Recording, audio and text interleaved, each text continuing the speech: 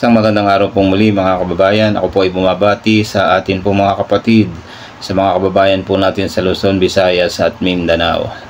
At sa mga kababayan po natin na nasa iba't ibang panig ng mundo. Sana po ay nasa mabuting po kayong kalagayan. Ayan, ang pag-uusapan po natin ay bakit ba hindi sumusulong itong ating bansa at tayo ay nakukulelat na sa mga karatig nating mga bansa. Ano po ba ang naging dahilan po niyan? Ayan po ay mapapakinggan po natin at ipaparinig ko po sa inyo. Pero bago po ang lahat, sana po huwag niyong kalimutan na mag-like at mag-subscribe dito sa ating munting channel. Pakinggan po natin dito po kay Kaalam PH. Milyong Pilipino ang patuloy na walang maayos na trabaho. Araw-araw, mahahabang pila ang bumabalot sa mga job fair, ngunit sa dami ng aplikante, kaunti lamang ang natatanggap. Marami ang gumagastos ng pamasahe, umaasa sa kahit anong trabaho, at umuuwi na may dalang papel na nagsasabing for evaluation, ngunit kadalasan ay wala namang kasunod na tawag. Dahil dito, ang pag-alis ng bansa ang nagiging sagot para sa marami. Hindi dahil sa kagustuhang mag-abroad, kundi dahil sa kawalan ng pag-asa sa sariling bayan. Kailangan nilang iwan ang pamilya at makibaka sa ibang kultura para lamang makahanap ng hanapbuhay. Ang sakit ng pagkakalayo ay normal ng bahagi ng buhay, isang sakripisyong tinatanggap alang-alang sa pagkain sa mesa. Sa kabila ng pagiging may diploma, marami ang napipilitang tumanggap ng trabahong mababa ang sahod.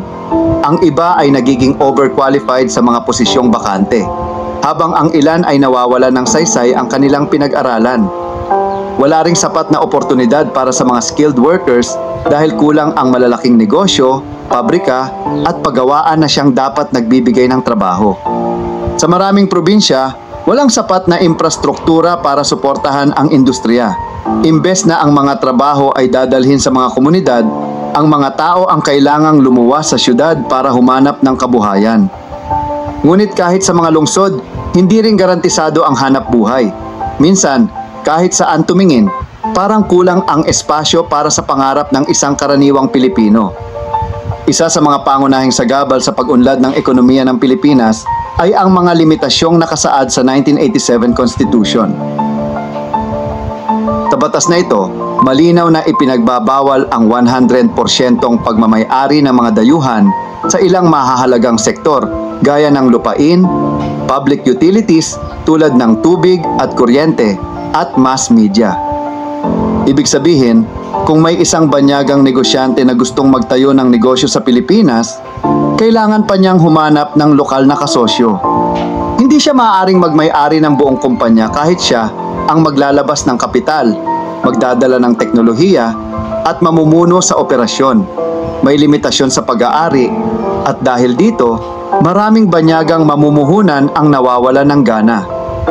Sa mata ng mga investor, delikado ang ganitong setup. Hindi nila hawak ang desisyon sa sarili nilang negosyo. Kaya maraming kumpanya ang mas pinipiling mamuhunan sa mga bansang mas bukas sa dayuhang kapital. Doon, wala silang kahati, mas simple ang proseso, at mas malinaw ang karapatan nila bilang mamumuhunan. Sa paglipas ng panahon, may ilang batas na sinubukang luwagan ang mga restriksyon. Naipasa ang Retail Trade Liberalization Act, ang Public Services Act, at ang Foreign Investments Act. Sa mga reformang ito, tinangka ng pamahalaan na buksan ang ilang bahagi ng ekonomiya sa mas maraming dayuhang mamumuhunan. Ngunit dahil hindi binago ang mismong saligang batas, nanatiling limitado ang epekto ng mga batas na ito. Halimbawa, kahit payagan ang 100% foreign ownership sa ilang serbisyo, kapag ang negosyo ay nangangailangan ng lupa o konektado sa utilities, bumabangga pa rin ito sa mga probisyong konstitusyonal. Parang pinapayagan mo silang pumasok sa bahay pero hindi sila pwedeng gumamit ng kusina o kwarto. Kaya kahit anong ganda ng mga batas na ipasa, kung ang pundasyon ay sadyang makitid, hindi rin tuluyang uunlad ang kabuuang sistema. Habang patuloy ang ibang bansa sa pagpapaluwag ng batas para makaakit ng investment, tayo ay naiipit sa luma at makalumang mga probisyon. Ito ang dahilan kung bakit nananatiling mabagal ang pag-usad ng ating ekonomiya. Maraming Pilipino ang walang trabaho, mababa ang kita ng gobyerno, at hindi sapat ang negosyo sa loob ng bansa para matustusan ang lumalaking populasyon. Kung nais nating makasabay sa mabilis na takbo ng global na ekonomiya, kailangang harapin ang ugat ng problema. At ang ugat na iyon ay nasa mismong saligang batas. Tingnan natin ang Singapore. Bagamat maliit ang teritoryo nito at halos walang likas na yaman, isa ito ngayon sa mga pinakamaunlad na ekonomiya sa buong mundo.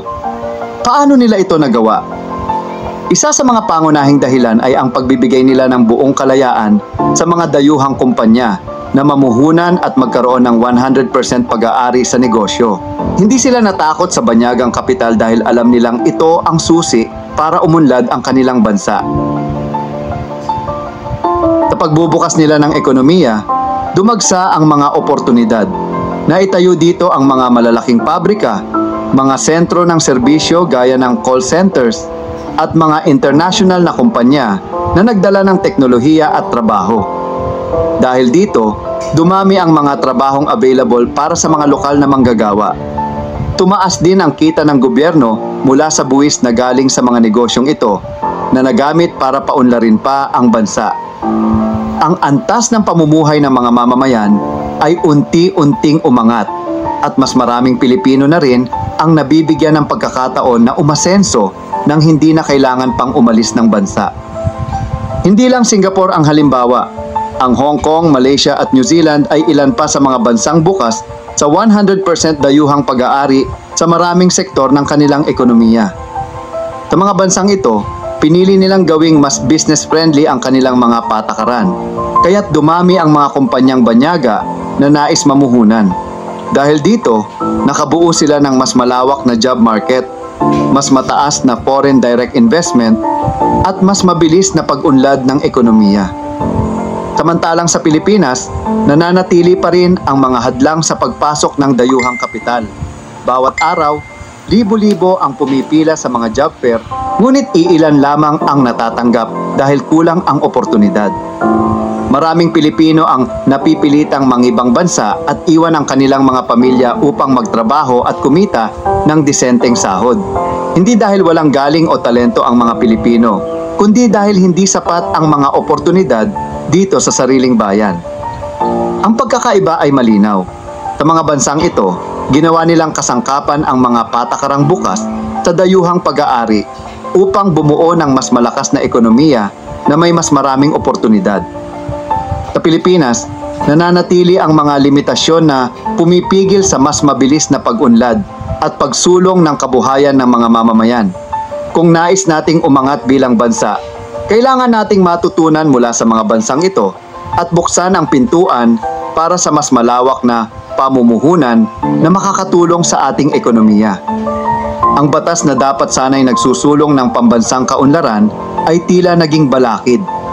Imbes na maging kaagapay ng progreso, naging pader ito na humaharang sa mga oportunidad na sana'y makakatulong sa milyon-milyong Pilipino. Hindi pa huli ang lahat. Ang solusyon ay simple pero matagal nang tinatanggihan. Baguhin ang konstitusyon. Payagan ang 100% foreign ownership sa mga sektor na nangangailangan ng kapital, teknolohiya at global standards. Sa pamamagitan nito, maaari nating mahikayat ang mas maraming dayuhang kumpanya na magtayo ng pabrika, opisina at planta sa Pilipinas. Ibig sabihin nito ay diretsong paglikha ng trabaho sa mismong lupa natin. Hindi lang basta trabaho kundi dekalidad na hanapbuhay na may training, maayos na pasahod at oportunidad na umangat. Kung ang ekonomiya ay bukas sa global investors, mas maraming industriya ang mabubuhay.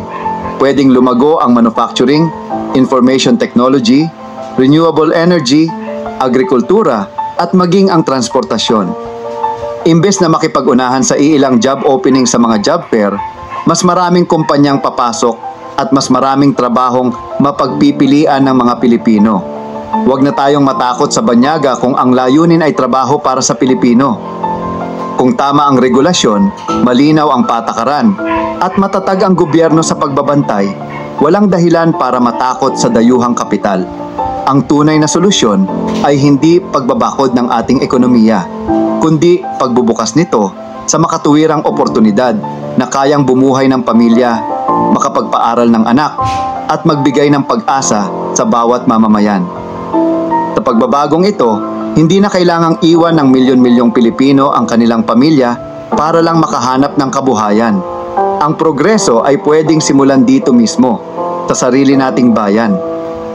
3 dekada na tayong nagdurusa sa epekto ng isang konstitusyong isinulat para sa takot, hindi para sa kinabukasan. Ang mundo ay nagbago na, pero tayo naiwan.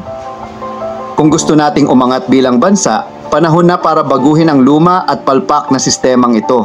Hindi sapat ang pagmamahal sa bayan kung hindi natin ito isinasaayon. Yan po mga kababayan, yung ating pong narinig dito po kay Kaalam PH, kung bakit ano po ang talagang nagiging dahilan kung bakit ang ating bansa ay hindi makaangat-angat na tayo ay nahuhuli po sa mga bansa na karatig po natin. Di kagaya po ng araw sa pamumuno ng ating dating Pangulong Marcos Sr. ay tayo po ay pangalawa sa pinakamaunlad dito sa Asia po. Pero noong nawala po ang administrasyon at pumalit po itong si Cory, nung panahon na yun ay maliit pa akong bata, ay doon na po talagang nagkaroon ng kumbaga kahirapan na talagang kumbaga nagkaroon ng batas na nagpahirap dito po sa ating bansa nung pinalitan po ni Cory Aquino itong ating dating Pangulong Marcos Sr. At yan po ay nasaksiyan ko ng aking bata hanggang sa ngayon ay talagang nakita ko po yung kahirapan at tayo nahuli.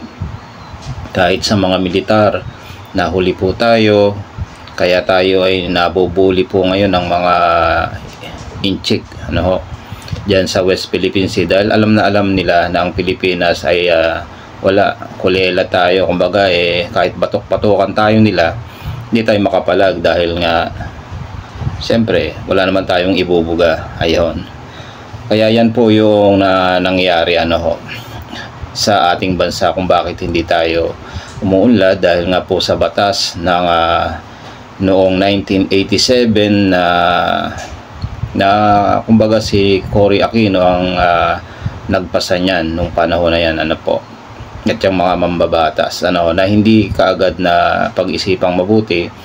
At sana ngayon kung mga nakikita natin yan ay dapat mabago yung konstitusyon natin. Ayan po mga kababayan, kayo na pong bahala rin po na maghahayag ng inyong saloobin tungkol po dito sa batas dito sa bansang Pilipinas, kung dapat bang baguhin o hindi na ganun na lang Pero para sa akin, dapat nga po talaga ay mabago, kasi yun naman talaga ang susi para umunlad tayo na magkaroon ng maraming mga investment dito sa Pilipinas. Kasi kung walang investor, wala talagang hindi magkakaroon ng trabaho dito sa ating bansa. Pero kung maraming investor, magkakaroon ng maraming hanap buhay ang mga Pilipino. Yan po. Ganyan po muli mga kababayan. Salamat po sa inyong pakikinig at panonood. At sana po ay huwag niyong kalimutan na mag-like at mag-subscribe dito po sa ating munting programa. At muli po mga kababayan, sa araw-araw po na lumilipas sa ating mga paggawa sa ating buhay, huwag po nating kalimutan na magpasalamat sa Diyos na may lalang. Bye-bye po.